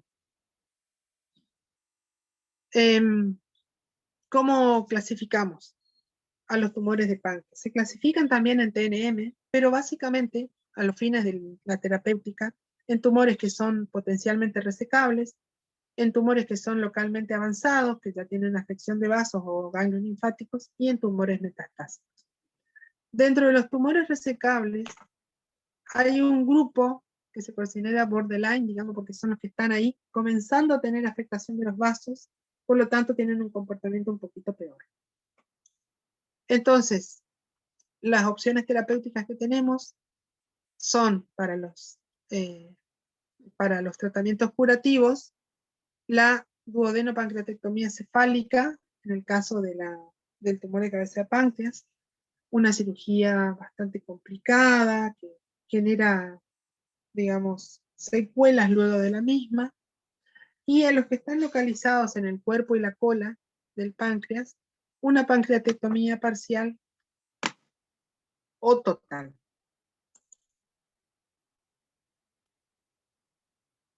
Y lo que tienen estas cirugías es que con mucha frecuencia, sobre todo la duodenopancreatectomía cefálica, tiene muchas complicaciones. La primera sería la malabsorción de grasas, porque no llega los jugos pancreáticos al intestino. Puede determinar la aparición de una diabetes, puede generar fístulas, o sea, entre el mismo la zona del tumor con órganos vecinos, abscesos. Es común que haya un retraso en la evacuación gástrica, entonces los pacientes tienen una dispersia crónica, y en los que no sea posible, que muy pocas veces es posible arribar a este tipo de tratamiento, haremos el tratamiento paliativo. Entonces, en los tumores avanzados que tienen metástasis, vamos a utilizar esquemas de quimioterapia. Uno de los que se utiliza es que tiene gemcitabina paclitaxel, o el paclitaxel solo asociado al erlotinib. El erlotinib es otro anticuerpo monoclonal que actúa favoreciendo la apoptosis de la célula neoplásica, con resultados pobres en realidad, porque estos pacientes están en estadios avanzados. Bueno, y en el borderline uno puede intentar la quimioterapia antes. Acuérdense, el borderline era el que tenía afectación vascular inicial, entonces uno le hace quimioterapia, 1 o 2 ciclos, después lo opera, y ahí el resultado de la cirugía suele ser mejor.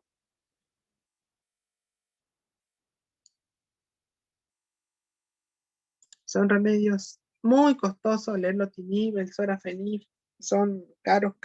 Estamos hablando de una cajita de medicamento arriba de 300.000 pesos cada uno, pero bueno, alivian, prolongan un poquito la sobrevida y son de utilidad en contadas situaciones. Doctor, ¿Alguna pregunta? ¿Sí?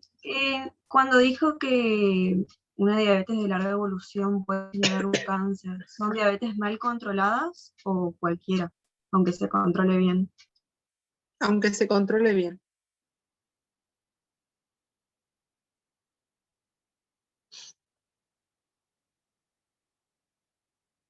¿Alguien tiene otra pregunta?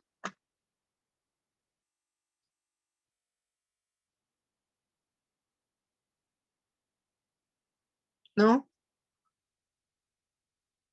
Nos vamos yendo entonces. Muchos ya sé que tienen práctico, así que finalizo acá. Hasta luego, profe. Hasta luego.